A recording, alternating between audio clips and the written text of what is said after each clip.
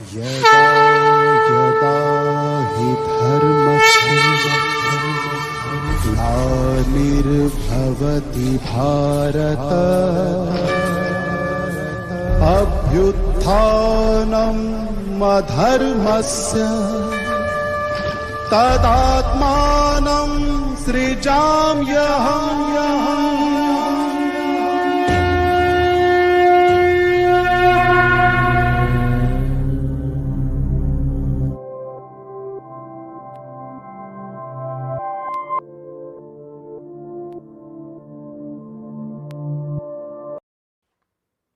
ओम शांति। आज 17/1/22 साकार मुरली को सुंदर भाव स्पष्टीकरण करने निमंते आम गहन उपस्थित अच्छा ब्रह्मा कुमारी पार्वती भौणी भौणी ओम शांति। आज मुरलीर सार रे मिठे बाबा कहते मिठे बच्चे स्नेहर सहित मुरली शुण एवं शुणाओ ज्ञान रत्न रे निजर बुद्धि रूपक झुलामुणी भरपूर कर तेबे जाई भविष्यत रे राज्य अधिकारी हेबो।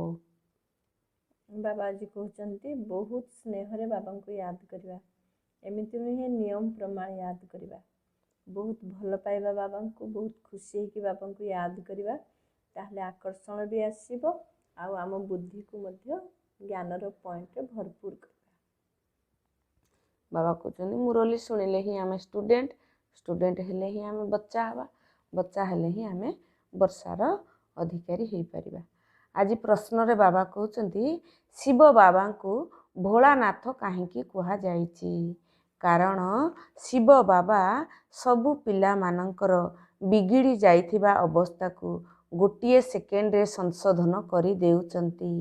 कहा जाए जे राजा जनक को गोटे सेकेंड रे जीवन मुक्ति मिलिथिला तेबे केवल जणे जनकंकर कथा नुहे तुम समस्त को बाबा गोटे सेकेंड रे जीवन मुक्ति देई देउछंती।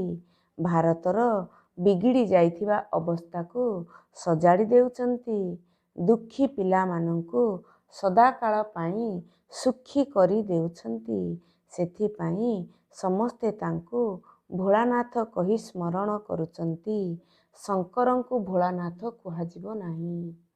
तेणु भोलानाथ शिव बाबा बिगड़ी जाइथिबा पिला मानकु सुधारी दउचंती। तेणु विदेही जनकर एग्जाम्पल देले बाबा एमिति नुहे जणे जनक केवल नुहे जे कि संपूर्ण रूपे जीवन मुक्ति स्थितिर अनुभव करथिले एक सेकेंड जीवन मुक्ति प्राप्ति होइथिला बोली कहा जाए। जो जनक राजा निजर सबु किछि समर्पण कर देइथिले तेणु करी बाबा को जन एमिति जणे जनक नुहे आमे सबु आत्मा माने जो माने बाबांकर पाठ पढुचंती समस्ते संपूर्ण जीवन मुक्ति स्थितिर अनुभव करवा संपूर्ण समर्पण बुद्धि रे सब किछि त्याग करदेवा।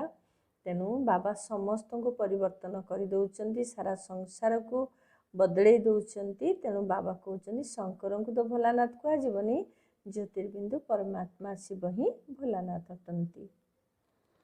वास्तव रे गीता रे रुद्र गीता ज्ञान यज्ञर मध्य वर्णना रहिछि जहा द्वारा एही पुराणा नरकर विनाश होइथाए एवं स्वर्गर स्थापना भी होइथाए। एथिरे द्वंद्व रे पड़िबार कोनोसी कथा ही नाही।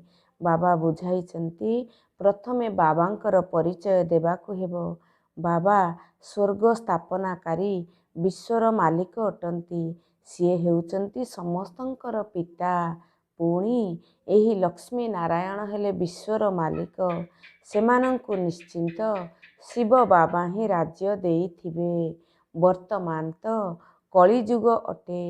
भारत कौड़ी तुल्य अटे। एहार करज बढ़ी चलीची सेथिपाई स्वर्ण विनिमयर प्रबंध करुचंती। तेणु एमिति समय आसुची जोटा कि स्वर्ण मुद्रा देले मध्य सुनार मुदी बा अंगूठी देले मध्य पानी भी मिलबनी एभली विनाश समय मध्य आसुची किंतु लक्ष्मी नारायणकर राज्य चलिबो।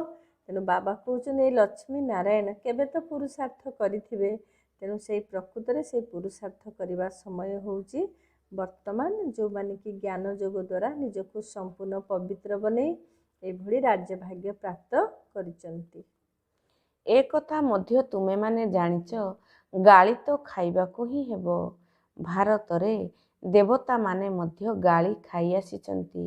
ଅନ୍ୟ ସମସ୍ତ ଦେଶ ବିଦେଶରେ ବହୁତ ମହିମା କରୁଛନ୍ତି। ସେମାନେ ଜାଣିଛନ୍ତି ଯେ ଇଏ ପ୍ରାଚୀନ ଭାରତର ମାଲିକ ଥିଲେ।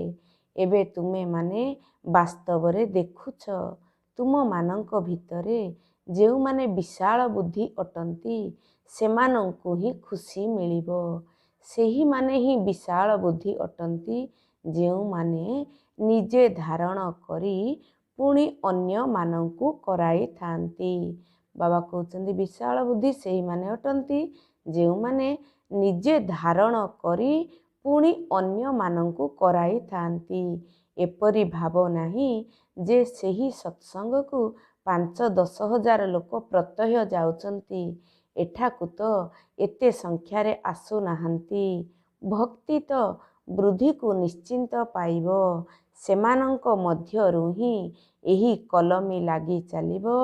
ଯେଉଁମାନେ କଳ୍ପ ପୂର୍ବରୁ ବୁଝିଥିଲେ ସେହିମାନେ ହିଁ ଏହି କଥାକୁ ବୁଝିପାରିବେ। ଲୋକମାନେ ତ କଥା ଶୁଣାଉଛନ୍ତି ଏବଂ ଶୁଣିଲା ବାଲା ଶୁଣିକରି ଘରକୁ ଚାଲିଗଲେ, ସେତିକି।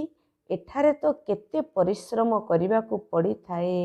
ପବିତ୍ରତା ପାଇଁ କେତେ କଳହ ଲାଗିଥାଏ। ବାବା କହୁଛନ୍ତି ଏହି ପାଣ୍ଡବ ଗଭର୍ଣ୍ଣମେଣ୍ଟ ତ ଗୁପ୍ତ ଅଟେ। ଅଣ୍ଡରଗ୍ରାଉଣ୍ଡ ସେନା ବା ଗୁପ୍ତ ସେନା ବୋଲି ନାମ ଅଛି। ତୁମେ ଶକ୍ତି ସେନା, ଗୁପ୍ତ ଅଟ। ତୁମକୁ କେହି ବୁଝିପାରିବେ ନାହିଁ। ତୁମେ ହେଉଛ ଅହିଂସକ ଶକ୍ତି ସେନା। ଏହାର ଅର୍ଥ କେହି ବୁଝିପାରିବେ ନାହିଁ। ଗୀତାରେ ଥିବା ଅକ୍ଷରର ଅର୍ଥ ମଧ୍ୟ ବୁଝିପାରିବେ ନାହିଁ। ବାବା ନିଜେ କହୁଛନ୍ତି ଏହି ଜ୍ଞାନ ପ୍ରାୟଃ ଲୋପ ହୋଇଯାଇଛି। ଲକ୍ଷ୍ମୀ ନାରାୟଣଙ୍କ ପାଖରେ ମଧ୍ୟ ଏହି ଜ୍ଞାନ ରହିନଥାଏ। ମୁଁ ଯେଉଁ ଜ୍ଞାନ ଶୁଣାଇ ଏହି ରାଜଧାନୀ ସ୍ଥାପନ କରୁଛି ଏହା କାହାରି ବୁଦ୍ଧିରେ ନାହିଁ। ଏହି ବ୍ରହ୍ମା ବାବା ମଧ୍ୟ ଗୀତା ଆଦି ପଢ଼ୁଥିଲେ, କିନ୍ତୁ ଏହି ସମସ୍ତ ଜ୍ଞାନ ବୁଦ୍ଧିରେ ନଥିଲା। ଏବେ ଦେଖ କେତେ ସେଣ୍ଟର ମଧ୍ୟ ଖୋଲି ଚାଲିଛି। ବାସ୍ତବରେ ପବିତ୍ରତା ପାଇଁ ବିଘ୍ନ ମଧ୍ୟ ପଡ଼ୁଛି। ଆଗରୁ ମଧ୍ୟ ପଡ଼ୁଥିଲା। ଦୁନିଆରେ ଥିବା ଗୀତା ପାଠଶାଳା ମାନଙ୍କରେ ବିଘ୍ନର କୌଣସି କଥା ନଥାଏ। ଏଠାରେ ତ ତୁମେ ବ୍ରହ୍ମା କୁମାର କୁମାରୀ ହେଉଛ। ଏହି ଅକ୍ଷର ଗୀତାରେ ମଧ୍ୟ ନାହିଁ। ଏହା ବୁଝିବାର କଥା ଅଟେ। ବାବା କହୁଛନ୍ତି ଯେଉଁ ବ୍ରହ୍ମା କୁମାର କୁମାରୀ ମାନେ ଯେଉଁ ଜ୍ଞାନ ଶୁଣୁଛନ୍ତି ଏ ଜ୍ଞାନକୁ ଧାରଣ କରିବା ପାଇଁ ପବିତ୍ରତା ବୁଦ୍ଧି ଦରକାର। ତେଣୁ ବୁଦ୍ଧିକୁ ପବିତ୍ର କରିବା ପାଇଁ ଆମକୁ ପବିତ୍ରତାର ଧାରଣା ବି ଦରକାର। ପବିତ୍ର ଅନ୍ନ, ପବିତ୍ର ସଙ୍ଗ ବି ଦରକାର। ଦେହ ଅଭିମାନକୁ ତ୍ୟାଗ କରିବା ଦରକାର। ସେଥିପାଇଁ ଅନେକ ବିଘ୍ନ ବି ଥିଲା ଆଉ ଅଛି ମଧ୍ୟ। କିନ୍ତୁ ସଂସାରରେ ଏମିତି ଯେଉଁ ଗୀତା ପାଠଶାଳା ଆଦି ଥାଏ ସେଠାରେ କୌଣସି ବିଘ୍ନ ନଥାଏ। ତେଣୁ ଆମକୁ ଏସବୁ ଜିନିଷ ସହିବାକୁ ପଡ଼ିବ। ତେଣୁ ନ ସହିଲେ ଆମେ କିଭଳି ଦେବତା ବନିବା। ତେଣୁ ବାବା କହୁଛନ୍ତି ଆମେ ହେଉଛନ୍ତି ଡବଲ ଅହିଂସକ ଶକ୍ତି ସେନା। ଆମେ ମଧ୍ୟ ଗୁପ୍ତ ଶକ୍ତି ସେନା। ନା ଆମ ପାଖରେ କାମ ବିକାର ଅଛି, ନା କ୍ରୋଧ ଅଛି। ଗୁପ୍ତରେ ଗୋଟେ ପ୍ରକାର ଆମର ମାୟା ସହିତ ଲଢ଼େଇ ଚାଲିଛି ଏବଂ ତା ଦ୍ୱାରା ଆମ ଜୀବନରେ ପରିବର୍ତ୍ତନ ଆସୁଛି। ବାବା କହୁଛନ୍ତି ବ୍ରହ୍ମା କୁମାର କୁମାରୀଙ୍କ ସହ ସାରା ସୃଷ୍ଟିର ସମସ୍ତ ମନୁଷ୍ୟ ପ୍ରଜାପିତା ବ୍ରହ୍ମାଙ୍କର ସନ୍ତାନ ଅଟନ୍ତି। ବ୍ରହ୍ମା କୁମାର କୁମାରୀଙ୍କ ସହ ସାରା ସୃଷ୍ଟିର ସମସ୍ତ ମନୁଷ୍ୟ ପ୍ରଜାପିତା ବ୍ରହ୍ମାଙ୍କର ସନ୍ତାନ ଅଟନ୍ତି। କେବଳ ଭାରତବାସୀ ତାଙ୍କର ସନ୍ତାନ ନୁହନ୍ତି। ସମସ୍ତେ ପ୍ରଜାପିତା ବ୍ରହ୍ମାଙ୍କୁ ଏଡମ୍ ବୋଲି କହୁଛନ୍ତି। ଜାଣିଛନ୍ତି ଯେ ସିଏ ମନୁଷ୍ୟ ସୃଷ୍ଟିର ମୁଖ୍ୟ ଅଟନ୍ତି। ମନୁଷ୍ୟ ସୃଷ୍ଟି ସ୍ଥାପନକାରୀ ଅଟନ୍ତି। ଏପରି ନୁହେଁ ଯେ ସୃଷ୍ଟି ହିଁ ନଥିଲା, ପୁଣି ବ୍ରହ୍ମା ଜନ୍ମ ହେଲେ, ତାଙ୍କ ମୁଖରୁ ମନୁଷ୍ୟ ରଚିତ ହେଲେ। ନା, ଯଦି କୌଣସି ମନୁଷ୍ୟ ନଥିବେ ତାହେଲେ ପୁଣି ମୁଖ ବଂଶାବଳୀ ମଧ୍ୟ ସୃଷ୍ଟି ହୋଇପାରିବେ ନାହିଁ। ନା ବ୍ରହ୍ମା ମୁଖ ବଂଶାବଳୀ ନା ବ୍ରହ୍ମା କୁଖ ବଂଶାବଳୀ ହୋଇପାରିବେ। ନା ବ୍ରହ୍ମା ମୁଖ ବଂଶାବଳୀ ନା ବ୍ରହ୍ମା କୁଖ ବଂଶାବଳୀ ହୋଇପାରିବେ। ସମସ୍ତ ସୃଷ୍ଟି ତ ଅଛି, କେବଳ ତାର କଲମୀ ପ୍ରସ୍ତୁତ କରାଯାଉଛି। ଏସବୁ ନୂଆ ନୂଆ କଥା ବୁଝିବାର ଅଛି। କାହାର ବୁଦ୍ଧିରେ ବସିବା ପାଇଁ ସମୟ ଲାଗିଥାଏ। ତେଣୁ ବାବା ଯେଉଁ ନୂଆ କଥା କହୁଛନ୍ତି, ପ୍ରକୃତରେ ପରମାତ୍ମା ପ୍ରଜାପିତା ବ୍ରହ୍ମାଙ୍କ ଦ୍ୱାରା ସୃଷ୍ଟି ରଚନା କଲେ। ତେଣୁ ଏମିତି ନୁହେଁ କେବଳ ବ୍ରହ୍ମା କୁମାର କୁମାରୀମାନେ ବ୍ରହ୍ମାଙ୍କର ସନ୍ତାନ। ସାରା ଜଗତର ସମସ୍ତ ମନୁଷ୍ୟ ରୂପୀ ଆତ୍ମାମାନେ ସମସ୍ତେ ସାକାର ପିତା ବ୍ରହ୍ମା ବାବାଙ୍କର ସନ୍ତାନ, ବ୍ରହ୍ମା କୁମାର କୁମାରୀ ଭଳି ସେମାନେ ମଧ୍ୟ। ଏବଂ ବାବା କହୁଛନ୍ତି, ତେଣୁ ଏଇ ବ୍ରହ୍ମାଙ୍କ ମୁଖରୁ ଆମମାନଙ୍କର ସୃଷ୍ଟି। ତେଣୁ ଏମିତି ନୁହେଁ ନୂଆ କରି ଜଣେ ବ୍ରହ୍ମାକୁ ତିଆରି କଲେ, କିଛି ନୂଆ କରି ତିଆରି କରିନାହାନ୍ତି। ଏଇ ପୁରୁଣା ଦୁନିଆରେ ହିଁ ନୂଆ ଦୁନିଆର କଲମୀ ଲାଗୁଛି। ତେଣୁକରି ବ୍ରହ୍ମାଙ୍କୁ ପରମାତ୍ମା ଶିବ ପ୍ରଥମେ ଆଡପ୍ଟ କଲେ, ତେଣୁ ତାଙ୍କୁ ଆଦମ ବୋଲି ମଧ୍ୟ କୁହାଯାଏ। ସୃଷ୍ଟିର ଆଦି ପିତା, ଆଦିନାଥ, ଆଦି ବ୍ରହ୍ମା। ତେଣୁ ତାଙ୍କ ମୁଖରୁ ଆମେ ଜ୍ଞାନ ଶୁଣି ମୁଖ ବଂଶାବଳୀ ସନ୍ତାନ ହେଲେ। ଏମିତି ନୁହେଁ ଯେ ଆମେ କୁଖ ବଂଶାବଳୀ ସନ୍ତାନ। ତେଣୁ ଆମମାନଙ୍କ ଦ୍ୱାରା ପରମାତ୍ମା ପୁଣି ଏ ନୂଆ କାର୍ଯ୍ୟ, ନୂଆ ଦୁନିଆର ସ୍ଥାପନାର କାର୍ଯ୍ୟ କରୁଛନ୍ତି। ବାବା କହୁଛନ୍ତି, ଭଗବାନଙ୍କୁ ଭକ୍ତି କରୁଛନ୍ତି ଯେ ଆସି ଆମକୁ ଦୁଃଖରୁ ମୁକ୍ତ କର। ତୁମେ ପିଲାମାନେ ଜାଣିଛ ଯେ ସୁଖୀ ଦୁନିଆ କେବେ ହୋଇଥାଏ? ଏଠାରେ ତୁମମାନଙ୍କର ବୁଦ୍ଧି ରୂପକ ଝୁଲାମୁଣି ଭରପୁର ହେଉଛି ଏହି ଅବିନାଶୀ ଜ୍ଞାନ ରତ୍ନ ଦ୍ୱାରା। ଆଗରୁ ତ ସମସ୍ତେ ଶୁଣୁଥିଲେ, ଶୁଣାଉଥିଲେ, କିନ୍ତୁ ଏଥିରେ ଝୁଲାମୁଣି ଭର୍ତ୍ତି ହେବାର ପ୍ରଶ୍ନ ହିଁ ନାହିଁ। ବର୍ତ୍ତମାନ କେବଳ ତୁମର ଝୁଲାମୁଣି ଭର୍ତ୍ତି ହେଉଛି ଏବଂ ଯେଉଁମାନେ ଟେପ୍ ଶୁଣିବେ ଅଥବା ମୁରଲି ପଢ଼ୁଥିବେ ବା ଶୁଣୁଥିବେ, ସେମାନେ ମଧ୍ୟ ନିଜର ଝୁଲାମୁଣି ଭର୍ତ୍ତି କରୁଛନ୍ତି। ବାବା କହୁଛନ୍ତି, ତୁମେ ହେଉଛ ଶିବ ଶକ୍ତି ସେନା, ଭାରତର ଝୁଲା ପୂର୍ଣ୍ଣ କରିଲା ବାଲା। ଏହାଦ୍ୱାରା ଭାରତ ବହୁତ ସାହୁକାର ହୋଇଯିବ। କିନ୍ତୁ ଯେଉଁମାନେ ନିଜର ଝୁଲାମୁଣି ଭରୁଛନ୍ତି, ରାଜ୍ୟ ତ କେବଳ ସେହିମାନେ ହିଁ କରିବେ ନା। ଭାରତ ସୁନାର ଚଢ଼େଇ ଥିଲା, ପୁଣି ଥରେ ଏହିପରି ହୋଇଯିବ। ଏଠାରେ ସମସ୍ତେ ସୁଖୀ ହେବେ। କିନ୍ତୁ ଭାରତରେ କେତେ କୋଟି ମନୁଷ୍ୟ ଅଛନ୍ତି? ଏତେ ମନୁଷ୍ୟ ତ ସେଠାରେ ରହିବେ ନାହିଁ। ଯେଉଁମାନେ ନିଜର ଝୁଲାମୁଣି ପୂର୍ଣ୍ଣ କରୁଛନ୍ତି, ରାଜ୍ୟ ଭାଗ୍ୟ ତ ସେହିମାନେ ହିଁ ନେବେ। ଏଥିରେ ଦ୍ୱନ୍ଦ୍ୱରେ ପଡ଼ିବାର କିଛି କଥା ନାହିଁ ଯେ କିପରି ହେବୁ। ଆରେ ଏହି ଲକ୍ଷ୍ମୀ ନାରାୟଣଙ୍କୁ ଦେଖ ନା, ଇଏ ସତ୍ୟ ଯୁଗର ମାଲିକ ଅଟନ୍ତି ନା। ସ୍ୱର୍ଗର ରଚୟିତା ହେଉଛନ୍ତି ଶିବ ବାବା ଏବଂ ଏହି ଲକ୍ଷ୍ମୀ ନାରାୟଣ ସତ୍ୟ ଯୁଗର ମାଲିକ ଅଟନ୍ତି। ଏମାନେ ନିଶ୍ଚିନ୍ତ ପୂର୍ବ ଜନ୍ମରେ ସେହିଭଳି ପୁରୁଷାର୍ଥ କରିଛନ୍ତି। ପୂର୍ବ ଜନ୍ମ ଏହି ସଙ୍ଗମ ଯୁଗରେ ହୋଇଥିବ। ତେଣୁ ବାବା କହୁଛନ୍ତି, ବାବା ଆମର ବୁଦ୍ଧି ରୂପୀ ଝୁଲାକୁ ବର୍ତ୍ତମାନ ଭର୍ତ୍ତି କରୁଛନ୍ତି ଏହି ସଙ୍ଗମ ଯୁଗରେ, ଯାହାଦ୍ୱାରା ଆମେ ସତ୍ୟ ଯୁଗରେ ଏହି ପୁରୁଷାର୍ଥର ପ୍ରାଲବ୍ଧ ହିସାବରେ ଆମେ ଲକ୍ଷ୍ମୀ ନାରାୟଣ ପଦକୁ ପ୍ରାପ୍ତ କରିବା। ତେଣୁ ଏବେ ବୁଦ୍ଧି ରୂପୀ ପାତ୍ରକୁ ଆମେ ସମ୍ପୂର୍ଣ୍ଣ ଖାଲି କରିବା ଦରକାର। ଏବଂ ବାବା ଯେମିତି କାଲିର ମୂଲ୍ୟରେ କହିଛନ୍ତି, ଆମକୁ ଅସଚେତା ହେଇ ବୁଦ୍ଧିକୁ ବହୁତ ଫ୍ରି କରିବା ଦରକାର। ଏବଂ ବୁଦ୍ଧିକୁ ଫ୍ରି କଲେ ହିଁ ଆମେ ବାବାଙ୍କର ଜ୍ଞାନ ରତ୍ନକୁ ସେଇ ବୁଦ୍ଧି ରୂପୀ ଝୁଲିରେ ପୁରା ଭର୍ତ୍ତି କରିପାରିବା। ଏବଂ ବାବାଙ୍କର ମଦତ ଏବଂ ସହଯୋଗ ମଧ୍ୟ ଆମକୁ ମିଳିବ, ଯାହାକି ମୁରଲି ପଢ଼ିବା ଦ୍ୱାରା ଏବଂ ଅନ୍ୟକୁ ଶୁଣେଇବା ଦ୍ୱାରା ମିଳିଥାଏ। ବାବା କହୁଛନ୍ତି, ଶାସ୍ତ୍ରରେ ଦେଖାଇଥାନ୍ତି ଲଢ଼େଇରେ ଯାଦବ ଓ କୌରବ ମରିଗଲେ। ପାଣ୍ଡବ 5 ଜଣ ଥିଲେ, ପୁଣି ହିମାଳୟକୁ ଯାଇ ସେଠାରେ ପ୍ରାଣ ତ୍ୟାଗ କଲେ। ଏବେ ଏପରି ତ ହୋଇପାରିବ ନାହିଁ। ଏ କଥା ମଧ୍ୟ କୁହାଯାଏ, ଆତ୍ମହତ୍ୟା ମହାପାପ। ଆତ୍ମାର କେବେ ହତ୍ୟା ହୋଇ ନଥାଏ। ଆତ୍ମା ନିଜେ ଯାଇ ଶରୀରର ହତ୍ୟା ଅଥବା ବିନାଶ କରିଥାଏ। ପରମାତ୍ମା ଯେଉଁ ପାଣ୍ଡବମାନଙ୍କୁ ଶ୍ରୀମତ ଦେଇଥିଲେ ସେମାନେ ପାହାଡ଼ ଉପରୁ ଡେଇଁ ମୃତ୍ୟୁବରଣ କରିବେ, ଏହା ତ ହୋଇପାରିବ ନାହିଁ। ହେଉ, ସେମାନେ ତ 5 ଜଣ ପାଣ୍ଡବ ଥିଲେ, ଆଉ ଅନ୍ୟ ସବୁ ପାଣ୍ଡବ କୁଆଡ଼େ ଗଲେ? ସେନାମାନଙ୍କୁ ତ ଦେଖାଇ ନାହାନ୍ତି। ତୁମେ ଜାଣିଛ ଯେ ବିନାଶ କିପରି ହେବ। ତୁମେ ବିନାଶ ମଧ୍ୟ ଦେଖିବ। ତୁମମାନଙ୍କୁ ବହୁତ ସାକ୍ଷାତକାର ମଧ୍ୟ ହେବ। ଆରମ୍ଭରୁ ତୁମକୁ ବହୁତ ସାକ୍ଷାତକାର ମଧ୍ୟ ହେଉଥିଲା।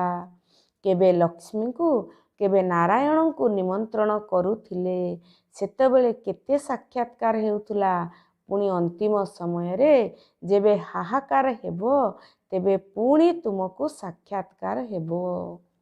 ତେଣୁ ପ୍ରଥମେ ଯେତେବେଳେ ବ୍ରହ୍ମାଙ୍କ ତନରେ ବାବା ଆସିଲେ, ସେତେବେଳେ ବହୁତ ସାକ୍ଷାତକାର ହେଉଥିଲା। ଘରେ ଘରେ ରହିକି କିଏ ବ୍ରହ୍ମାଙ୍କର ସାକ୍ଷାତକାର କରୁଥିଲା, କିଏ ବ୍ରହ୍ମାକୁ ଦେଖୁଥିଲେ ତ କୃଷ୍ଣକୁ ଦେଖୁଥିଲେ, କୃଷ୍ଣକୁ ଦେଖୁଥିଲେ ତ ବ୍ରହ୍ମାକୁ ଦେଖୁଥିଲେ। ତେଣୁ ସମସ୍ତେ ଆସି ସତ୍ସଙ୍ଗରେ ସାକ୍ଷାତକାର କରିବା ପାଇଁ ସମସ୍ତେ ମଧ୍ୟ ଆସିଯାଉଥିଲେ। ତେଣୁ ସେ ସାକ୍ଷାତକାର ବନ୍ଦ ହେଇଯାଇଛି। ପୁଣି ଅନ୍ତ ସମୟରେ ପୁଣି ଥରେ ଏଭଳି ସାକ୍ଷାତକାର ହେବ। ଯେତେବେଳେ ହାହାକାର ହେଇଯିବ, ସେତେବେଳେ ପୁଣି ସାକ୍ଷାତକାର ହେବ। ସ୍ୱର୍ଗ ଦୁନିଆ ସମସ୍ତେ ଦେଖିବେ, ଜାଣିପାରିବେ। ଆଉ ହେଭେନଲି ଗଡ୍ ଫାଦର ଶିବ ବାବା ଆସିଛନ୍ତି, ଏକଥା ମଧ୍ୟ ସମସ୍ତେ ଜାଣିବେ। ବାବା କହୁଛନ୍ତି, ଯେତେବେଳେ ଗଣ୍ଡଗୋଳ ଆରମ୍ଭ ହେଇଯିବ, ତୁମେମାନେ ଆସି ଏଠାରେ ଏକତ୍ର ହେବ। ସେଥିପାଇଁ ମଧୁବନରେ ଅଧିକ ଘର ତିଆରି କରୁଛନ୍ତି। ପୁଣି ତୁମମାନଙ୍କୁ ଏହି ସାକ୍ଷାତକାର ଦ୍ୱାରା ଖୁସି କରାଇବେ। କିନ୍ତୁ ଏହା ମାଉସୀ ଘର କଥା ନୁହେଁ ଯେ ସମସ୍ତେ ଏଠାକୁ ଆସିଯିବେ। ଯେଉଁମାନେ ସୁପୁତ୍ର ସନ୍ତାନ, ବାବାଙ୍କର ସାହାଯ୍ୟକାରୀ ହେବେ, ସେହିମାନେ ହିଁ ଏଠାକୁ ଆସିବେ। ଯଦି ପାଣ୍ଡବମାନେ ମୃତ୍ୟୁବରଣ କରିବାର ଥାନ୍ତା, ତେବେ ପୁଣି ଘର ହିଁ କାହିଁକି ତିଆରି କରିଥାନ୍ତେ? ଯଦି କୌଣସି କଥାରେ ସନ୍ଦେହ ଆସୁଛି, ତେବେ ଅନନ୍ୟ ପିଲାମାନଙ୍କୁ ପଚାରି ପାରିବ। ନତୁବା ଏହି ବ୍ରହ୍ମା ବାବା ବସିଛନ୍ତି। ଯଦି ଇଏ କହିପାରିବେ ନାହିଁ, ତେବେ ବଡ଼ ବାବା ଶିବ ବାବା ବସିଛନ୍ତି। ଏ କଥା ତ ବୁଝାଇ ଦିଆଯାଇଛି ଯେ ଏବେ ବହୁତ କଥା ବୁଝିବାକୁ ବାକି ଅଛି। ସାରା ଚକ୍ରର ରହସ୍ୟ ବାବା ବୁଝାଉଛନ୍ତି। ତେଣୁ ବର୍ତ୍ତମାନ ସମୟରେ ଆମେ ସାରା ଜ୍ଞାନର ରାଜକୁ ବୁଝିବା। ଯଦି ବୁଝି ନ ପାରିବା, ତାହେଲେ ବାବାଙ୍କୁ ପଚାରିବା, ବ୍ରହ୍ମାଙ୍କୁ ପଚାରିବା କିମ୍ବା ବଡ଼ ବାବା ଶିବ ବାବାଙ୍କୁ ପଚାରିବା। ତାହେଲେ ବାବା ମୁରଲିରେ ପୁଣି ଡାଇରେକ୍ସନ୍ ଦେବେ। ପୁଣି ଆମର ଡାଉଟ୍ କ୍ଲିଅର୍ ହେବ, ଆଉ ଆମେ ଧାରଣା ମୂରତ ହେଇପାରିବା। ବାବା କହୁଛନ୍ତି, ଯେଉଁମାନେ ସୁପୁତ୍ର ସନ୍ତାନ ହେବେ, ପଛ ବେଳକୁ ସେମାନଙ୍କୁ ହିଁ ସାକ୍ଷାତକାର ହେବ ଏବଂ ମଧୁବନରେ ସେମାନେ ହିଁ ଏକାଠି ହୋଇଯିବେ। କିନ୍ତୁ ଏପରି ସାକ୍ଷାତକାର ହେବା ପାଇଁ, ଏପରି ଟଚିଂ ହେବା ପାଇଁ ମଧ୍ୟ ବାବା କହୁଛନ୍ତି ଏହା ମାଉସୀ ଘର କଥା ନୁହେଁ। ସେଥିପାଇଁ ମଧ୍ୟ ଆମକୁ ଯୋଗ୍ୟ ହେବାକୁ ପଡ଼ିବ। ତ ବାବା କହୁଛନ୍ତି, ଯେହେତୁ ସମୟ ଅଛି, ନିଶ୍ଚିନ୍ତ ଆହୁରି ଅନେକ କିଛି ବୁଝାଇବାକୁ ହେବ। କିନ୍ତୁ ପ୍ରଥମେ ଏହି ମୂଳ କଥା ନିଶ୍ଚିନ୍ତ ଲେଖିବାକୁ ହେବ, ରକ୍ତରେ ଲେଖିବାକୁ ହେବ ଯେ ଆମର ନିଶ୍ଚୟ ଅଛି ଯେ ବାସ୍ତବରେ ପରମ ପିତା ପରମାତ୍ମା ଆମକୁ ପଢ଼ାଉଛନ୍ତି। ଏହିପରି ନୁହେଁ ଯେ କେବଳ ଲେଖିବା ଦ୍ୱାରା ବଦଳି ଯାଇଥାନ୍ତି। କହୁଛନ୍ତି ଯେ ଆମେ ତ ଏହିପରି ଲେଖି ଦେଇଥିଲୁ, କାହା ପାଇଁ ଅଧିକ ବ୍ୟସ୍ତ ହେବାର ନାହିଁ। କୁହ, ଭଗବାନ ଉବାଚ, ଭଗବାନ କହିଲେ ଆମେ ଶିବ ବାବାଙ୍କୁ ମାନୁଛୁ। ସିଏ ଜ୍ଞାନର ସାଗର, ସତ୍ ଚିତ୍ ଆନନ୍ଦ ସ୍ୱରୂପ ଅଟନ୍ତି। ତାଙ୍କର ନିଜର ଶରୀର ତ ନାହିଁ। ତେଣୁ ନିଶ୍ଚୟ ସାଧାରଣ ଶରୀରର ଆଧାର ନେବେ ନା। ପ୍ରଥମେ ବାବା କହୁଛନ୍ତି, କେବଳ ମୋତେ ୟାଦ କର। ଦେହର ସବୁ ଧର୍ମ ଛାଡ଼ି ମୋତେ ୟାଦ କର, ତେବେ ବିକର୍ମ ବିନାଶ ହେବ ଏବଂ ତୁମେ ମୋ ପାଖକୁ ଚାଲି ଆସିବ ଏବଂ ସୃଷ୍ଟି ଚକ୍ରକୁ ମନେ ପକାଇବା ଦ୍ୱାରା ତୁମେ ଚକ୍ରବର୍ତ୍ତୀ ରାଜା ହେବ। बाबा कहउछन्ति देहर सबु धर्म को छाड़ी जदि बाबा को मने पकेइबा तेबे विकर्म विनाश हेबो एवं आमे आम घर को मध्य जिबा एवं ता सहित बाबा कहउछन्ति बंची थाउ थाउ जदि आमे सृष्टि चक्र को मने पकेइबा ताले सत्य जुगरे आमे चक्रवर्ती राजा हेई पारिबा। आजिर वरदान रे बाबा आम समस्त को वरदान दौचन्ति ब्रह्मा बाबांकर संस्कार गुड़ी को निज भितरे धारण करी स्व परिवर्तक तथा विश्व परिवर्तक हुओ। जेपरि ब्रह्मा बाबा निजर संस्कार को जेउ भली भावरे तैयारी करिथिले ताकू अंतिम समय रे सबु पिलांकु मने पकाई देइथिले निराकारी निर्विकारी एवं निरअहंकारी हुओ। तेणु ब्रह्मा बाबांकर एही सबु संस्कार गुड़िक प्रत्येक ब्राह्मणंकर स्वाभाविक संस्कार हेबा उचित। सेथिपाई सर्वदा एही संस्कार गुड़िकु सम्मुखरे रख। सारा दिन भितरे प्रत्येक कर्म करिबा समय रे चेक कर जे तीनोटी जाक संस्कार मो भितरे जाग्रत अवस्थारे अछि त तेबे एही सबु संस्कार को धारण करिबा द्वारा स्व परिवर्तक तथा विश्व परिवर्तक होई जिवो। तेणु ब्रह्मा बाबा जेमिति अभ्यास करुथिले स्वराज्य दरबार बसौथिले एवं अभ्यास करी करी सबु प्रकारर पुरुणा संस्काररू विजयी हेइथिले मायाजित हेइथिले। तेणु सीए ताकू तीनोटी शब्दरे अंतिम समय उच्चारण करिकी जाइछन्ति कण निराकारी निर्विकारी निरहंकारी हुआ। तेणु आमे ब्रह्मा बाबांकर एई तीनोटी महावाक्य को आमे आम जीवन रे प्रत्येक क्षेत्र रे अभ्यास करिबा एवं प्रैक्टिकल भावे धारण करिबा कण मनसारे निराकारी हेबा अर्थात निजको ज्योति स्वरूप आत्मा अनुभव करिबा एवं बाणी रे निरहंकारी हेबा कारण प्रत्येक कार्य कराबनहार परमात्मा करौचन्ति मु निमित्त मात्र। तेणु सबु किछि बाबांकु समर्पण करिदेबा एवं कर्मणा निर्विकारी अर्थात कर्मरे कौनसी विकर्म करिबा नाही। एई भली एई तीनोटी महावाक्य को आम जीवन रे जदि धारण करिबा आमे स्व परिवर्तक तथा विश्व परिवर्तक आत्मा हेई पारिबा। आजिर स्लोगान ने बाबा कहउछन्ति जदि निजर अव्यक्त स्थिति निर्माण करिबा को चाहुच तेबे चित्र अर्थात देह को न देखि चैतन्य को देख। बाबा कहउछन्ति आमे निजको आत्मा स्वरूप रे देखिबा एवं अन्यर आत्मा को मध्य देखिबा। चित्र को न देखि आमे से विचित्र आत्मा को देखिबा जहा द्वारा कि आमे हमर अव्यक्त स्थिति फरिश्ता स्थिति को निर्माण करि परिबा। आज लवलीन स्थितिर अनुभव करिबा पई बाबा कहउछन्ति पिला मानक प्रति बाबांकर एते स्नेह रहिछि जहा कि जीवन रे सुख शांति प्राप्त करिबार समस्त मन कामना गुड़ी को पूर्ण करि देउचन्ति। बाबा तुम मानंकु केवल सुख देउनाहांती किंतु सुखर भंडारर मालिक करि देउचन्ति। ता सहित श्रेष्ठ भाग्यर रेखा टाणिबार कलम मध्य देउचन्ति जहा द्वारा जेते इच्छा सेते निजर भाग्य को श्रेष्ठ करि पारिबो। एहा ही हेउची परमात्मांकर स्नेह। एही स्नेह रे समाहित होई रुह। तेणु बाबा कहउछन्ति बाबा हमको केवल सुख दौनाहांती पूरा सुख भंडारर मालिक आमको करी चाबिकाठी बाबा आम हाथ रे दौचन्ति एवं ता सहित मध्य बाबा कहउछन्ति वर्तमान ए संगम जुगरे श्रेष्ठ भाग्यर रेखा टाणिबा पाई आमको श्रेष्ठ कर्म रूपी कलम मध्य बाबा आमको देइचन्ति। श्रेष्ठ करिबा पाई श्रेष्ठ कर्म करिबा पाई आम भितरे श्रेष्ठ स्मृति मध्य रहिबा दरकार।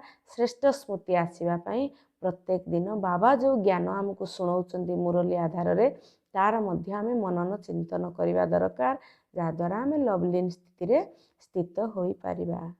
एही भली आजिर मुरली को भौणी सुंदर भावरे आम निकट रे स्पष्टीकरण करिथिबारु तांको अशेष धन्यवाद देई कार्यक्रम को आमे एठी रखुचु। पुणी आपण मानक सहित देखा हबो आगामी अध्याय रे। ରହୁଛୁ। ଓମ୍ ଶାନ୍ତି।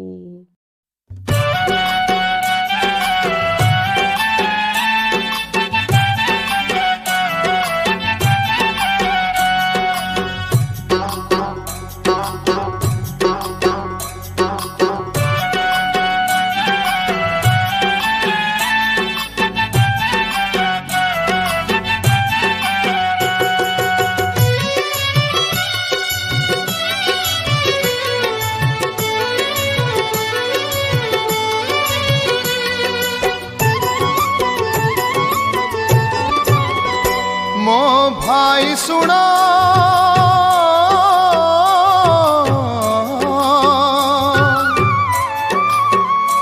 ମୋ ଭାଇ ଶୁଣ, ଯିଏ ହୁଏ ମହାନ ଜନମରୁ ନୁହେଁ କରମରୁ ହୁଏ, ଜନମରୁ ନୁହେଁ କରମରୁ ହୁଏ। ଭାଗ୍ୟ ରେଖା ତା ଶ୍ରେଷ୍ଠ ହୁଏ, भाग्य रेखा ता श्रेष्ठ हुए, जन्मरु नुहे करमरु हुए, जन्मरु नुहे करमरु हुए।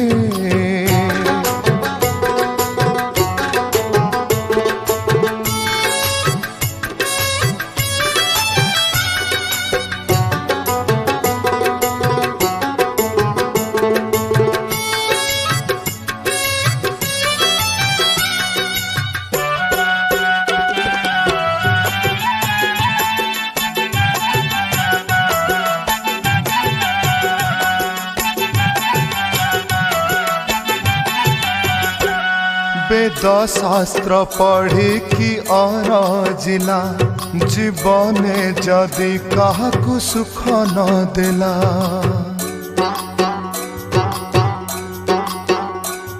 वेद शास्त्र पढ़ी कि अरजिला, जीवने जदि काहाकु सुख न देला। कहंती सर्वे सिए बुद्धिमान, कहंती सर्वे सिए बुद्धिमान। कलमरु नुहे करमरु हुए, कलमरु नुहे करमरु हुए।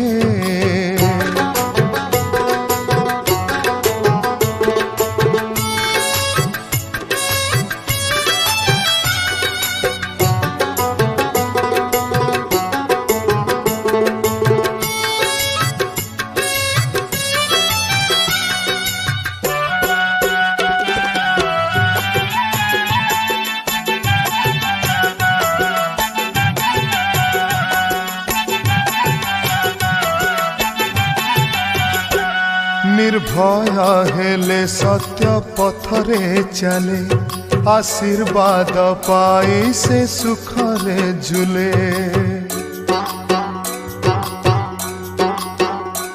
निर्भय हेले सत्य पथरे चले, आशीर्वाद पाई से सुखरे झूले। सिए देवता अति गुणवान, सिए देवता अति गुणवान।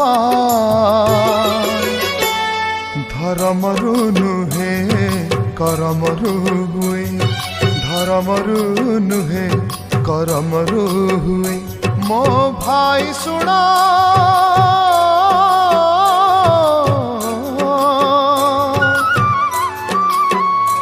अरे भाई सुना, जिए हुए महान जन्मरु नुहे करमरु हुए, जन्मरु नुहे करमरु हुए।